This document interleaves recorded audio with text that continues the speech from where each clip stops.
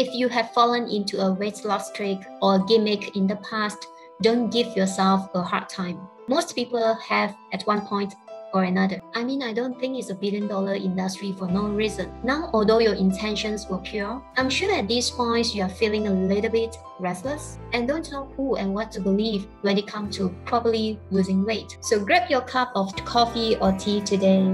By watching this video to the end, you can at least avoid these 7 very common weight loss mistakes. Plus, I will give you a few pointers on what you can focus on instead.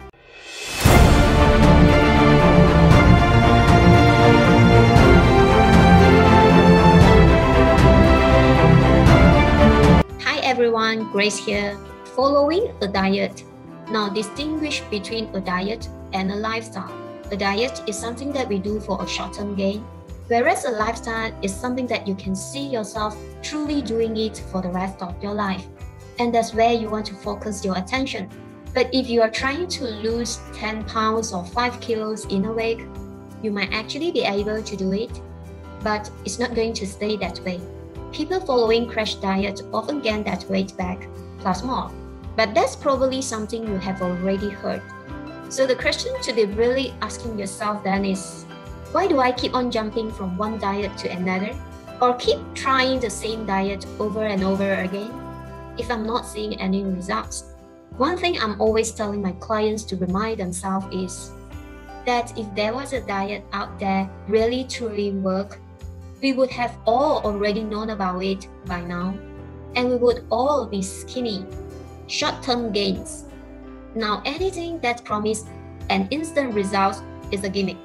This can be diet, this can be shakes, bars, pills, light therapy, laser therapy, and the list go on. I'm sorry to break it to you, but at least this way you can save your money and instead spend your time focusing on long-term gains. Changes that you can make slowly and strategically to achieve the results that you are hoping for. Restricting calories. Now, restricting calories, putting our bodies into the state of ketosis is core. This is why those paleo diets and those ketogenic diets are all the rage right now, because ketosis suppresses the appetite, which obviously means eating less, fewer calories, calorie restriction, weight loss ensues. Why wouldn't you want to do this, right? And we are seeing lots of people with this before and after pictures. 2 months later, 6 months later, and you see these ripped bodies, and you want that for yourself, and I get it. But what you don't see is these people's 2 years later, 4 years later, or 6 years later. Calorie restrictions is truly not sustainable for long term. And as I mentioned before, you end up gaining that weight back plus more. The problem here is that calorie restrictions slows the metabolism. So your attempt at wanting to lose that weight in the future after calorie restriction is over tends to be slower or totally impaired. Studies show that even long after calorie restriction is over, people who eat in this way tend to have a very unhealthy relationship with food. So again, we want to focus here not to be calorie restriction, but rather healthy lifestyle changes. Drinking 2 liters water. Now, some people don't realize this, but water really is essential when it comes to burning calories. When you are dehydrated, your metabolism drags, which means slower weight loss. Try getting in the habit of having a water bottle with you all the time.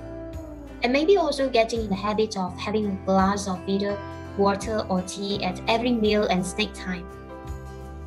Eating out. Drive-thru and cafeterias add a lot of oil to their food to keep you coming back. Of course, this is going to be a lot higher calorie than if you were just to make it for yourself at home. So certainly eat out on an occasion or as a treat, but not as a ritual. Maybe you can get into the habit instead of meal prepping or batch making your food on your evening off.